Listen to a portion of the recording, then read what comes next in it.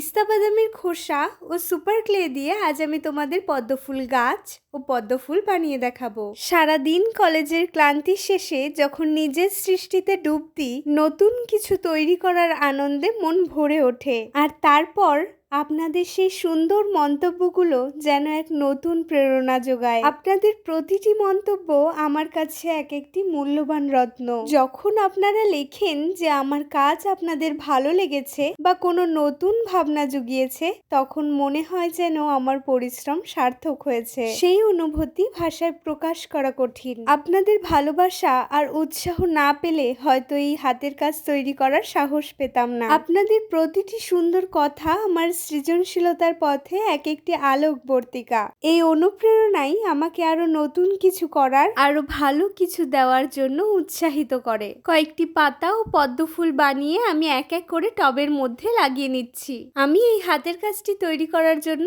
অনেক দিন ধরেই ভাবছিলাম। আমি অপেক্ষা করছিলাম বাবার পদ্ম পুকুরে কবে পদ্ম ফুল ফুটবে। অবশেষে বাবার যখন এই ছোট্ট পদ্ম পুকুরে ফুল ফুটলো, আমিও হাতের কাজটি বানিয়েই ফেললাম। আমার এই হাতের কাজটি কেমন হয়েছে তোমরাই জানিও।